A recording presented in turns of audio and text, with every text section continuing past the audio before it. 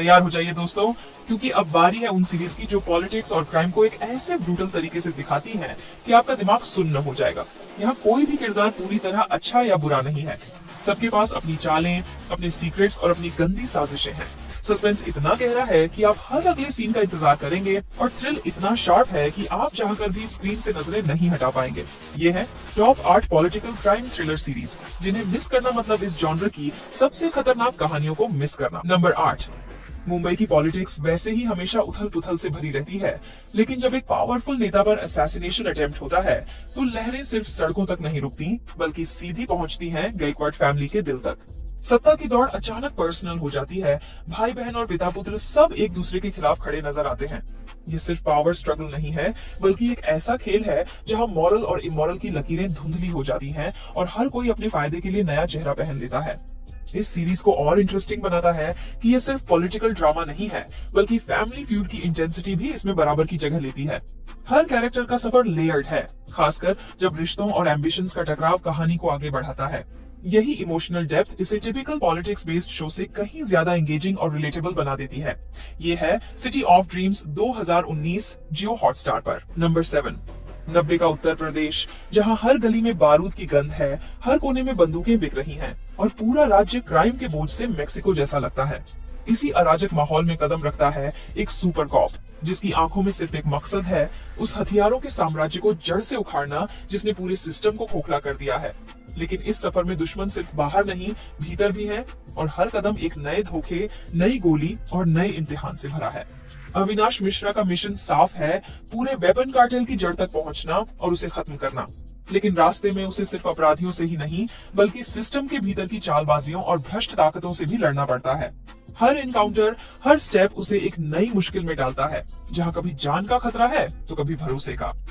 इस सीरीज को इंटरेस्टिंग बनाता है इसका रॉ और ग्रिटी बैकड्रॉप, जहां यूपी का माहौल मेक्सिको जैसा इंटेंस लगता है। साथ ही रणदीप हुडा का पावरफुल परफॉर्मेंस कैरेक्टर को और ऑथेंटिक बना देता है, क्योंकि यहाँ कॉप सिर्फ हीरो नहीं, बल्कि इंसान भी है। कमजोरियां, गुस्सा और जज्बा सब कुछ साथ लेकर चलता है। यही मिक्स इस कहानी को टिपिकल कॉप थ्रिलर से कहीं ज्यादा एंगेजिंग बना देता है। ये है इंस्पेक्टर अविनाश, 2023 जियो हॉटस्टार पर। नंबर 6। एक नेशनल स्पोर्ट्स स्टार की ब्रॉड डे लाइट में हुई हत्या सिर्फ एक क्राइम नहीं, बल्कि पूरे देश के लिए सदमे जैसा बन जाती है।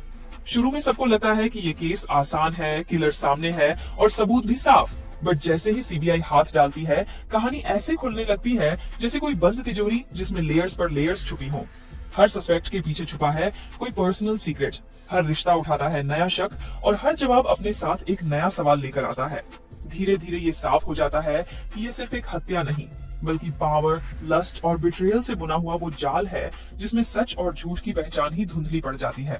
ये है द चार्ज शीट, इनोसेंट और गिल्टी, 2020 जय 5 पर। नंबर 5।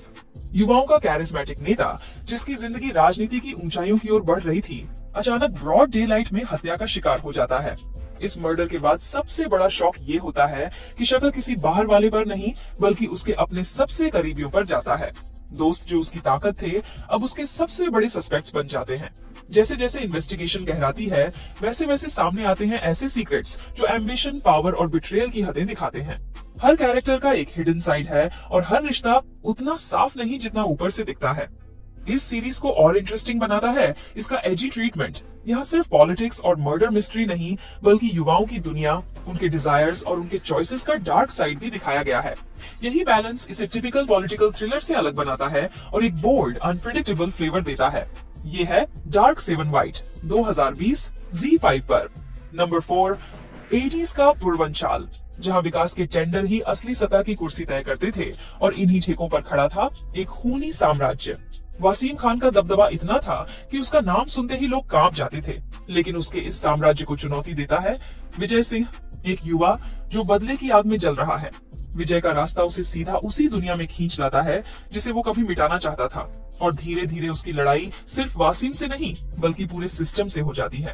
खून से सनी सड़कों पर टेंडर की जंग, राजनीति की चालबाजियां और पर्सनल वेंडेटा सब मिलकर एक ऐसा खेल रचते हैं जिसमें सही और गलत की लकीरें धुंधली पड़ जाती हैं। ये है रतन चाल, 2020 MX प्लेयर पर। नंबर 3।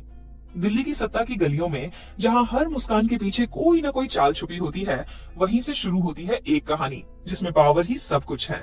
प्राइम मिनिस्टर की कुर्सी जैसे ही खाली होती है, राजनीति के मैदान में खेल और ज्यादा खतरनाक हो जाता है। एक तरफ एम्बिशियस नेता अपने ही खून का इस्तेमाल करके रास्ता साफ करता है, तो दूसरी तरफ स्टूडेंट पॉलिटिक्स से निकला एक साधारण लड़का धीरे धीरे इस बड़े खेल में मोहरा बन जाता है।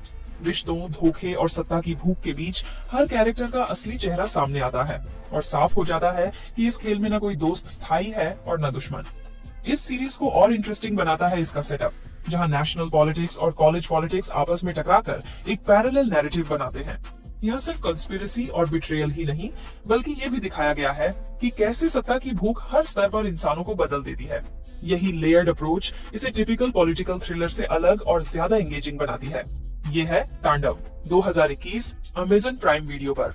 नंबर 2, बिहार की राजनीति, जहां कुर्सी के लिए सब कुछ जायज है, वहीं अचानक हालात ऐसे बनते हैं कि मुख्यमंत्री पर जानलेवा हमला हो जाता है। सत्ता की बागडोर संभालने के लिए वो एक ऐसा कदम उठाते हैं जिसकी किसी ने कल्पना भी नहीं की थी, अपनी पत्नी को मुख्यमंत्री बना देना। एक ऐसी महिला जो अब तक राजनीति से उतनी ही दूर थी जितना दूध से नींबू।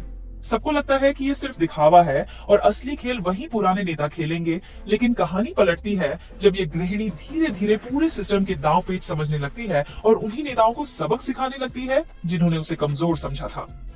इस सीरीज की सबसे इंटरेस्टिंग बात यह है कि इसमें सत्ता का खेल जितना डरावना है, उतना ही आयरॉनिक भी लगता है। एक तरफ जातीय राजनीति, भ्रष्टाचार और सत्ता की भूख का भारीपन है, तो दूसरी तरफ इस बात की सटल ह्यूमर भी कि कैसे एक घरेलू महिला धीरे धीरे प्रोफेशनल पॉलिटिशियंस को मात देने लगती है। यही कॉन्ट्रास्ट इसे और दमदार बनाता है और सीरियस होते हुए भी शार्प विटी फ्लेवर देता है। ये है महारानी, 2021 सोनी लिव पर। नंबर 1, कहानी शुरू होती है एक ऐसे बाबा से जिसे लोग भगवान की तरह पूजते हैं, काशीपुर वाले बाबा निराला। उनका आश्रम आम लोगों के लिए आश्रय बन जाता है, जहां कास्ट डिस्क्रिमिनेशन और समाज की तकलीफों से जूझते लोग शरण लेने आते हैं। पम्मी और उसका भाई सटी भी उन्हीं भक्तों में शामिल हो जाते हैं, जिन्हें लगता है कि बाबा की छत्र छाया में उन्हें न्याय और इज्जत मिलेगी। लेकिन धीरे धीरे सामने आता है कि ये चमकता हुआ आश्रम असल में अंधेरे रहस्यों से भरा है, जहां आस्था का इस्तेमाल सत्ता, पैसे और शोषण के लिए किया जाता है। इस सीरीज को और इंटरेस्टिंग बनाता है इसका बोल्ड सब्जेक्ट, कैसे ब्लाइंड फेथ और पॉलिटिक्स का गठजोड़ आम इंसानों की जिंदगियों को तबाह कर देता है। बाबा निराला का कैरेक्टर भी लेयर्ड है, ऊपर से भक्तों का उद्धारक और अंदर से एक चालाक मैनिपुलेटिव इंसान। साथ ही इंस्पेक्टर उजगर और डॉक्टर नताशा की कोशिशें इस पूरे जाल को एक्सपोज करने की कहानी में और डेप्थ जोड़ती हैं। यही वजह है कि ये सीरीज सिर्फ एक थ्रिलर नहीं, बल्कि समाज पर एक तीखा कमेंट भी बन जाती है। ये है आश्रम, 2020 MX प्लेयर पर। बाबा जी, गोलियां चलेंगी तो लाशें भी गिरेंगी। दुनिया का कोई भी कानून हम पर लागू नहीं होता।